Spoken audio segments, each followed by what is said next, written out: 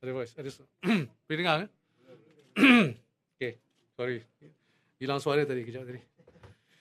Okay, bismillahirrahmanirrahim. Assalamualaikum dan selamat petang. Bersama-sama saya ialah Timbalan Menteri Kewangan 1, Datuk Indra Shahar, dan juga Timbalan Menteri Kewangan 2, Datuk Yamani Hafiz. Kalau ada soalan-soalan yang nak tujukan, saya boleh jemput dua-dua Timbalan Menteri juga nak jawab lah. Okay, ada soalan? Boleh saya bercakap sikit sebelum kita ni? Kan? Boleh ya?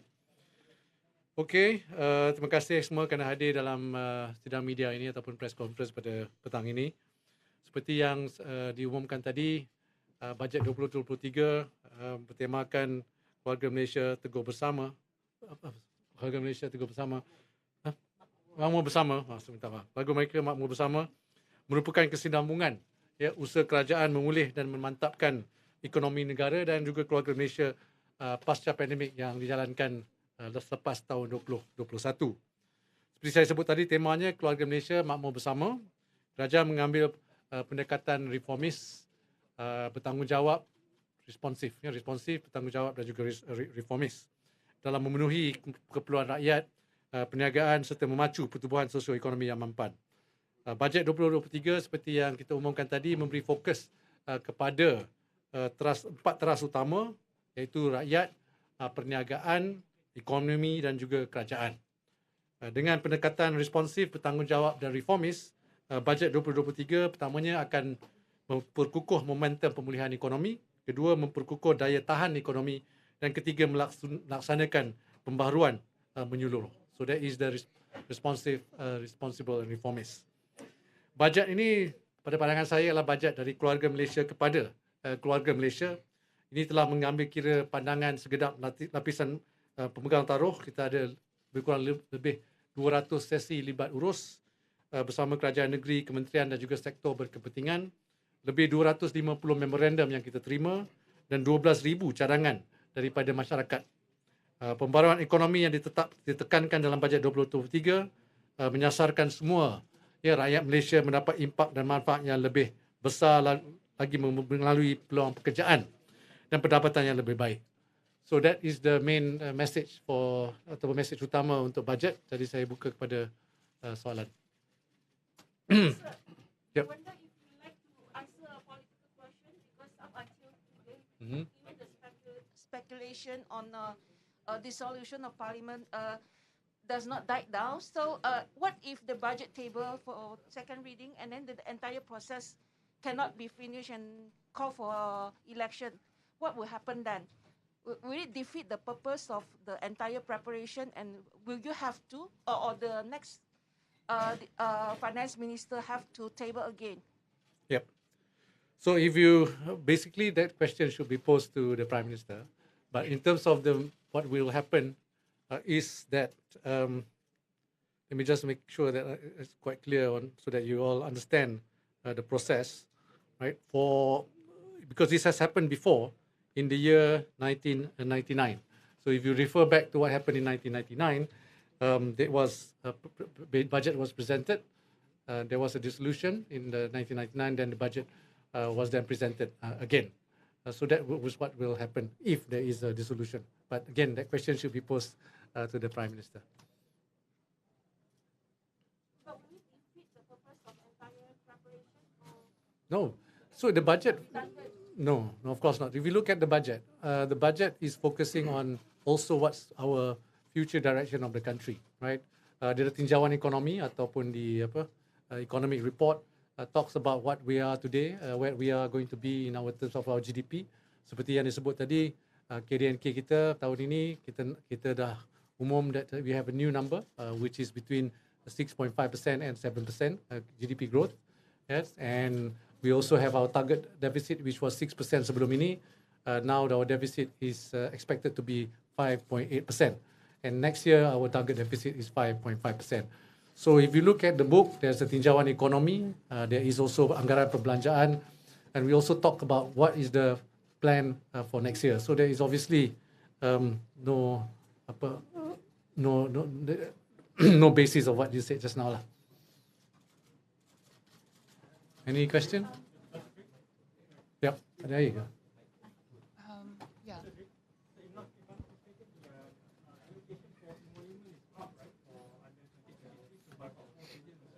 Emolument will always go up every year, yeah, because of the inflation. In fact, emolument and pension also will go up. Emolument usually go up this year, and together with pension is about 1.5 billion ringgit.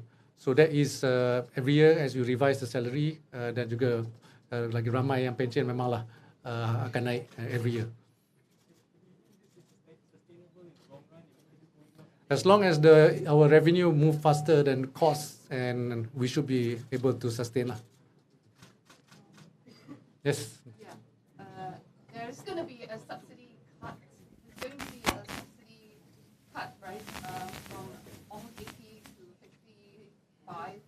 So can you tell me how you intend to rationalize that? How you be more targeted? Detail? Yep. So yes, we have. This year we are estimating subsidy to be around 77.7 billion ringgit, and as you heard from the budget just now, there will be a expected reduction. There was an estimate given in the budget. There are many reasons for that estimate. Firstly, as you mentioned just now, we may, in the long run, to make it sustainable, it has to be more targeted in its approach, right?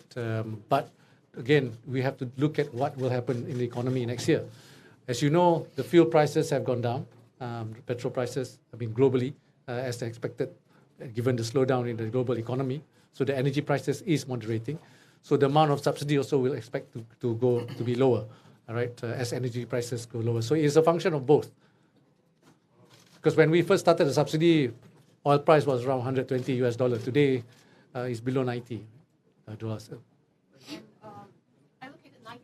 Allocated 97 billion. Why? Sorry. 90 No voice. Oh, you need a drink. Yeah, no, that's I okay. need a drink. Continue, you know- Lisa. Allocated 97 billion in terms of development expenditure. And Not 97, 95. 95? Okay. So it's really high. So analysts saying that, can you give us a little bit, what are these outline projects that you have in mind? As announced in the budget, there are many major development that we have announced in the budget. One of it is the completion of Pan Borneo Highway, and for Sabah and Sarawak will continue. There's also MRT3, and then there's also the Tebatan Banjir, right? That's we should announce around 15 billion ringgit. So there are many RTS. So those are many major government initiative in terms of infrastructure that will result in the increase in development expenditure for next year. Because most of the project kickstarts next year. Hi, Dato. You can, but not Joseph now. from South China Morning Post here. We noticed that the budget mentions a reduction in projected reduction in revenue by 4.4% next year, but we're also looking at a fair number of tax cuts coming in. How do you figure that will kind of balance out in your budget? And the more interesting question is, are you paving the way for GST? No, we didn't announce any GST in the budget. So GST will be, again, we will be discussing that in cabinet, and depending on the economy next year. So for this year, we are not discussing it for this budget.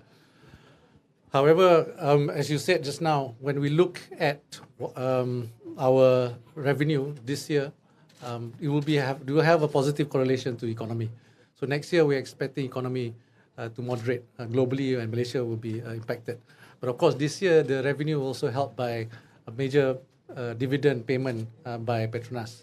So Petronas dividend in the budget for this year is 50 billion ringgit. So next year, we have not assumed the same. So that's why also there's less revenue. And in terms of tax cut, the tax cut, yes, there will be some impact, but the amount of money that is being freed to the economy is expected to give the multiplier impact, especially the tax cut for the M40. Time for two more questions. Dato' Shi, Dato' Shi here. Could you please outline the specific figure on the bantuan keluarga Malaysia, each child get how much? Okay, that one, the table I'll give you later because it's in my iPad. Never mind, later lah. I'll give you the table later. That one, we have the infographics for that, right? Because it's quite easier with the table. Last question. Okay, Teguh, saya nanti sikit berkenaan dengan ekonomi dunia. Teguh. Berkenaan ekonomi dunia. Okay, sorry. Sebab dilaporkan ekonomi dunia akan berlaku kemelesetan pada tahun hadapan 2023. Jadi adakah dengan bajet 2023 ni akan mampu untuk kita hadapi, atasi segala sangkaan ataupun kemelut yang mungkin akan berlaku kemelut dunia dan sebagainya, Teguh? Ya. Yep, ekonomi global memang tahun depan agak mencabar berbanding dengan tahun ini. IMF dan World Bank juga telah menurunkan fokus mereka ataupun jangkaan mereka pada tahun 2023. In fact, the focus the GDP growth atau pertumbuhan KDNK dijangka masih lagi positif di antara 2 hingga 3%. Ya. Dan Malaysia juga akan terkesan sedikit kerana tahun ini jangkaan kita ialah 6.5 hingga 7%, tapi tahun depan ialah 4 hingga 5%. Itu bajet yang kita umumkan hari ini agak beri fokus kepada isu-isu yang dapat menangani kelembapan ekonomi global pada tahun depan. Datuk Seri. Okay. Datuk Seri. Okay, last question. Untuk Sarawak, nampak bajet tahun ni nampak lebih sikit daripada yang selalu. So boleh urai balik?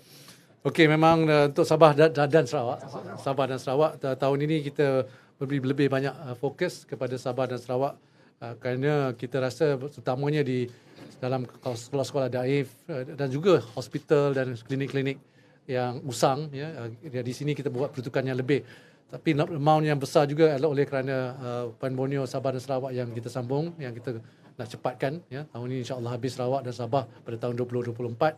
Dan begitu juga banyak pembangunan infrastruktur yang lain yang kita beri fokus juga kepada Sabah dan Sarawak di dalam bajet ini. So terima kasih semua. Thank you.